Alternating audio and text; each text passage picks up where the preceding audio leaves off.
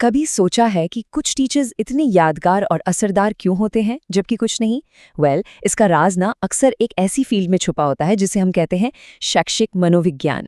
तो आज हम इसी दिलचस्प साइंस की परतों को खोलेंगे जो सीखने और सिखाने के तरीके को पूरी तरह से बदल रहा है। ये एक ऐसा सवाल है जिसने सदियों से टीचर्स और थिंकर्स को उलझा रखा है। क्या महान शिक्षक बस पैदा होते हैं अपनी एक कुदरती प्रतिभा के साथ, या फिर उन्हें वैज्ञानिक सिद्धांतों के जरिए तराशा जा सकता है, बनाया जा सकता है? शैक्षिक मनोविज्ञान हमें इसी बहस के बिल्कुल बीच में ले जाता है। और इसी सदियों पुराने सवाल का जवाब हमें मिलता है शैक्षिक मनोविज्ञान में। यह हमें सिखाता है कि टीचिंग सिर्फ एक अंदर से आने वाली कला नहीं है, बल्कि एक ऐसा विज्ञान भी है जिसे हम सिस्टमैटिक तरीके से समझ सकते हैं और बेहतर भी बना सकते हैं। तो असल में ये है क्या? बहुत सिंपल है। ये साइकोलॉजी की वो ब्रांच है जो सीखने सिखाने के पूरे प्रोसेस की साइंटिफिक स्टडी करती है। मतलब ये पता लगाती है कि हमारा दिमाग जानकारी को कैसे समझता है, कैसे प्रोसेस करता है, और फिर हम उस ज्ञान का इस्तेमाल हर एक स्टूडेंट के लिए सीखने के अनुभव को बेहतर बनाने के लिए कैसे कर सकते हैं। तो समझिए, टीचिंग असल में कला और विज्ञान का एक बहुत ही खूबसूरत कॉम्बिनेशन है। इसमें कला है आपकी क्रिएटिविटी में, आपके जुनून में, और स्टूडेंट्स के साथ एक पर्सनल कनेक्शन बनाने में। और विज्ञान हमें क्या देता है? वो हमें देता है रिसर्च पर आधारित रणनीतियां, डेटा पर टिके फैसले और इंसान के दिमाग की एक गहरी समझ।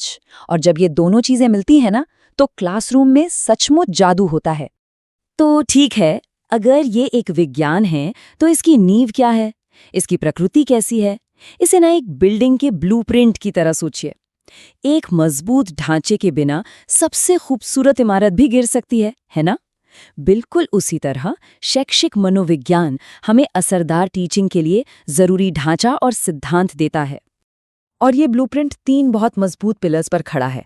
पहला, ये वैज्ञानिक है। इसका मतलब हम अंदाजे नहीं लगा रहे हैं, हम ठोस रिसर्च और डेटा पर भरोसा कर रहे हैं। दूसरा, ये व्यवहारिक है। मतलब ये सिद्धांत सिर्फ मोटी मोटी किताबों के लिए नहीं है, इन्हें सीधे क्लासरूम में अप्लाई किया जा सकता है। और तीसरा, ये विकासात्मक है, जो मानता है कि सीखने का तरीका उम्र के साथ बदलता है। अरे भाई, एक 5 साल का बच्चा जैसे सीखता है, एक 15 साल का किशोर उससे बहुत अलग तरीके से सीखता है। और ये कोई पत्थर की लकीर नहीं है। ऐसा नहीं है कि जो लिख दिया गया वो हमेशा के लिए सच हो गया। शैक्षिक मनोविज्ञान एक डायनामिक यानी लगातार बदलने वाली फील्ड है।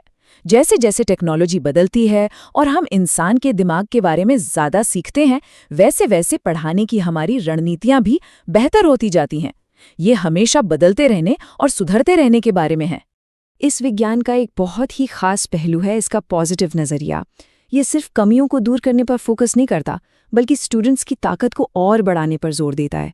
ज़रा सोचिए, एक स्टूडेंट जिसे गणित से डर लगता है, अगर वो एक मुश्किल सवाल हल करने की कोशिश भी करे तो उसे डांटने के बजाय उसकी कोशिश की तारीफ करना, यही पॉजिटिविटी है जो उसके अंदर प्रेरणा और आत्मविश्वास जगाती है।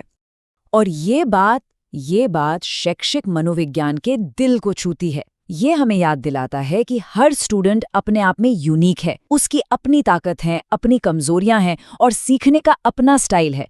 तो महान टीचिंग का मतलब ही यही है कि उस यूनिकनेस को पहचाना जाए और अपने पढ़ाने के तरीके को उसके हिसाब से ढाला जाए। तो चलिए अब बात करते हैं प्रैक्टिकल चीज़ों की। इस टूल बॉक्स को खोलते हैं और देखते हैं कि एक टीचर के लिए इसके अंदर क्या-क्या है। ये वो असली टूल्स हैं जो थ्योरी को हकीकत में बदलते हैं। तो यहाँ हम देख सकते हैं कि ये टूल बॉक्स कितना बड़ा और काम का है।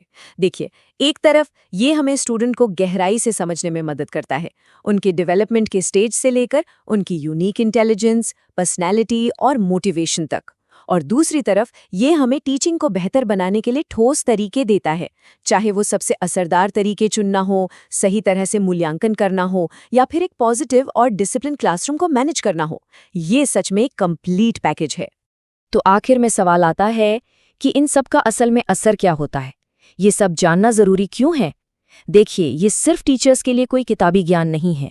इसका असल दुनिया में सीखने की पूरी प्रक्रिया में शामिल हर किसी पर बहुत गहरा असर पड़ता है।